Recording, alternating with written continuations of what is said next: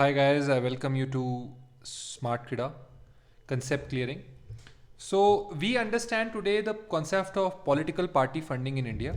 So let us start today's lecture. So we shall understand what does the term political party funding mean.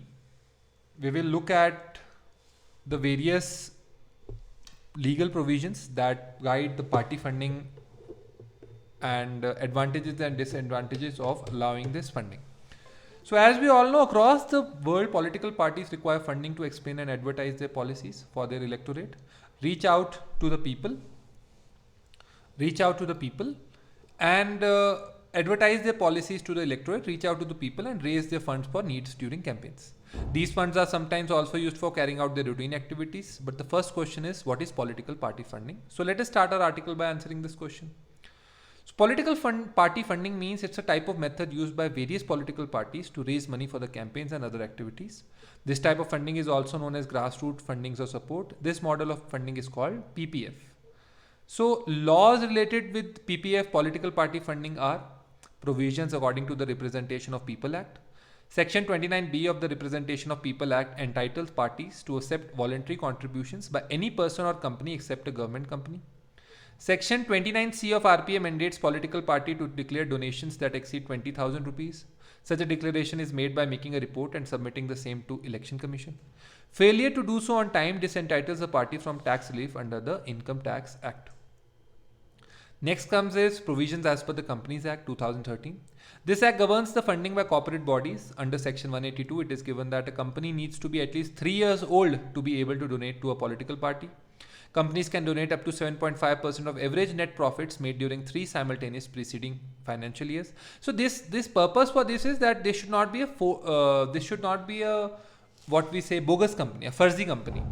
And 7.5% of average net profits can only be donated. So that means all the profits cannot be donated. Such contribution must be disclosed in company's profit and loss account, and approval of the board of directors is needed for this contribution. Provision according to the FCRA Amendment Act 2020. So transfer of foreign contribution previously under section 7 of the act stipulates a complete prohibition of transfer of foreign contribution received by any person to any other person. Now the amended act has made section 12A, which provides that central government may require persons seeking registration prior permission renewal to provide Aadhaar number of all office bearers, director, key functionaries, or provide copies of passports or the over citizen of India card for foreigners. So you can see it here. Now it states that the spend of foreign contribution toward administrative expenses shall be restricted to an upper limit of 20%. It has also been provided that the power to suspend the registration of a person for a period of another 180 days. So now we have understood the laws related to with the political party, FCRA, Representation of People Act, and etc. and etc. Now arguments in favor of political funding are a natural cost in democracy. Political parties and candidates need money for their campaigns, and for executing their agendas, they need this funding to advertise their policies, reach out to voters, keep contact with their constituencies, and many other related things. This funding is thus a necessary and a natural cost in democracy.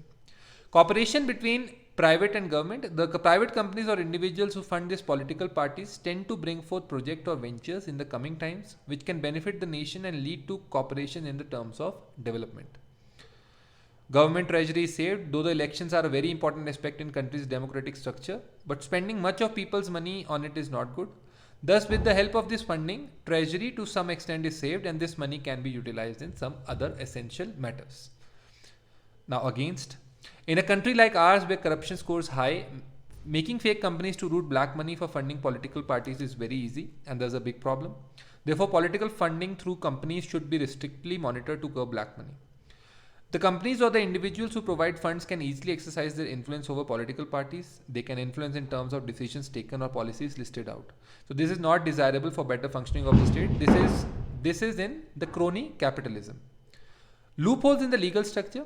There are various gaps in the Indian rules and regulation. Thus, parties can get the benefit of non-reporting of funds or misrepresenting the funds at the time of disclosing their assets. This can simply lead to corruption. More money in circulation due to the existence of fake companies and the funds that go unreported. The spending of the political party increases. This increase in expenditure leads to more money in circulation in the economy.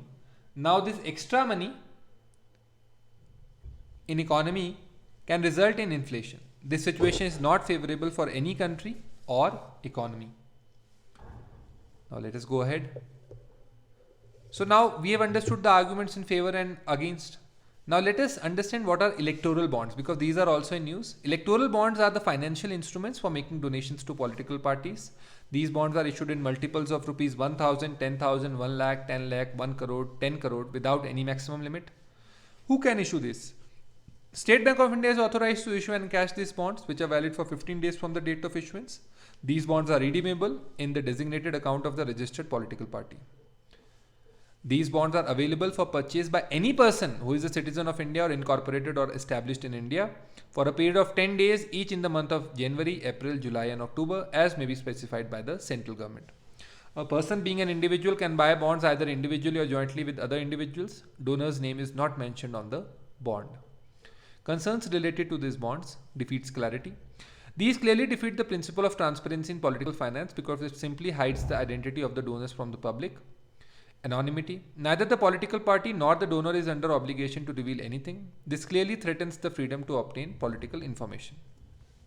But in 2019, Supreme Court held that all political parties who have received the donations through electoral bonds must submit their details to the Election Commission of India.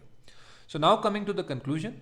We've understood the topic of political party funding. We come to its conclusion. The corruption of fake companies to root black company can be curbed a little. This is possible if the anonymous donations do not exceed a certain limit, say 25% of a party's total collection. Income of the party through these funds should also be limited, keeping in view the number of workers, representatives and the level of elections, Lok Sabha or State Assembly. This will help to curb the misrepresentation. Thank you very much.